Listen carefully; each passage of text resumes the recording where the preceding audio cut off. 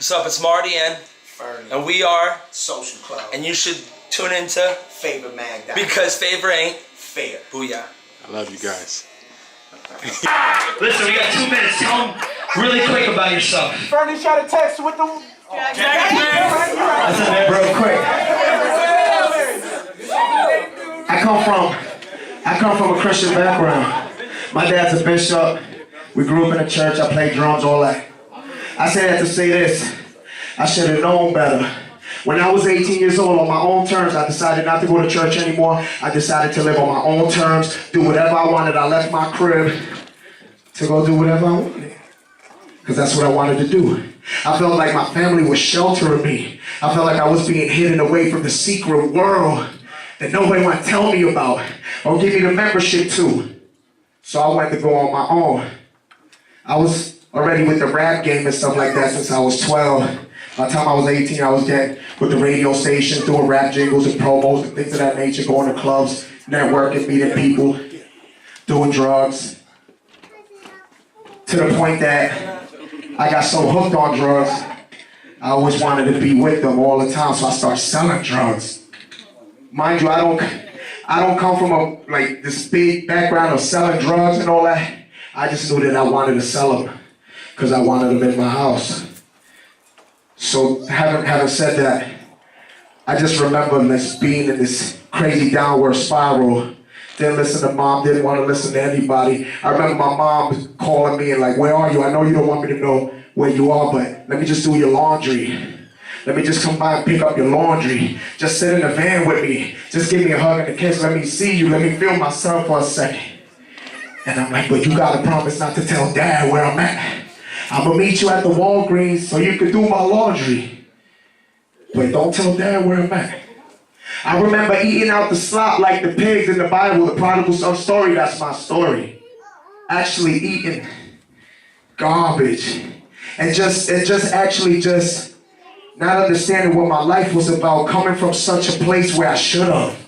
I got this stop sign called prison for trafficking cocaine in 2005. It was the same time I got my record deal. Ironically enough, I remember I was telling Eshawn back there, when I got arrested, the cop found my record contract in the glove compartment. He's like, look, we got a rapper, maybe this kid will write a song about us. Being on the road, how is that as a married man? I'm going to answer that. That's a great question, man. Remember, I did 3 years in prison. I say that to say this. My wife had to wait for me 3 years. So when we came to the point that we started touring and traveling, I remember I looked at her one time like, babe, so how you feeling? Like, we had the new baby and all that. She's like, look, I waited for you for 3 years and you never came home. None of those nights.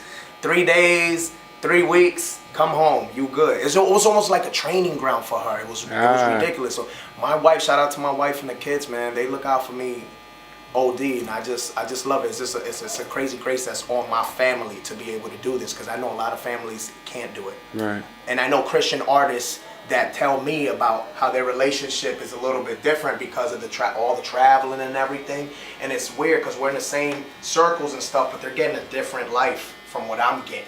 So I just want to thank God, because He's got a crazy grace on me right now. So thank you for that. And then for anybody who wanted to, pose a question out to you guys or reach out to get your music or see your videos and just be a part of what you guys are doing, how do they get in touch with you guys? How do they do that? It's called Google, and it's really simple. Social Club Misfits, and just pressing to Google and everything will show up. Like, you know what? The thing is this though. We have we cater to a younger generation who doesn't matter. Like, they will search for 3 hours to get a song. Yeah. They don't, like, the older generation will be like, hey, after 10 minutes, if they don't find it, it's a wrap. This new generation, they're like, listen, I'm going to find this, and I'm going to be determined to find it. So at this point, I would just say, listen, just Google Social Club Misfits, and our Twitter's going to come up, the music will come up, you buy it, and enjoy it. I mean, it's really simple, and everything really simple. Every social media is Social X Club. That's it. Super simple, easy, 1, 2, 3. Follow us on Instagram and everything, and we talk back. We won't follow you unless you have really cool pictures. But yeah. Go buy a shirt, misfit.com, MXSFIT.com. Yeah. Do that, and you got. How do you guys feel about Christian rappers not wanting to be labeled as Christian rappers? You know what? I get it and I don't get it. This is what I get. I get that you don't want to be limited in the Christian rap bubble. Once you say you're a Christian rap, there's a negative stigma attached to it that says, oh, he's gonna, beat me with the gospel, or he's gonna beat me with, I'm a sinner and I do this, and throw big words like, fornication at me. So that's the mental image that you get. It's almost like a King James rapper. And then I don't understand why you wouldn't want it, because you are a Christian and you do talk about God. It's kind of like what you're doing. So it's like you're saying you don't do it, but you still do it. You're almost like, I don't understand that. So for us, what we try to do is, personally, we've never labeled ourselves ever. That's just what we do. We never thought about that question until people brought that up. Like, oh, you have to label. Now I have to like tell you that.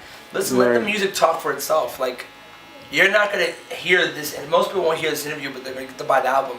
So the album will, communicate to them, and that's just what it is. I don't hate on anyone if that's what you want to do and make that big differential. Call us whatever separation. you want. Call us whatever you want. We're gonna drop records. That's it. We make music. The music speaks for itself. We love God. Call me whatever you want. Man. Don't limit us to the gospel hour on BET, but That's call us right. whatever we want, and we'll be on MTV. We'll be doing all that stuff. That's what we're going after.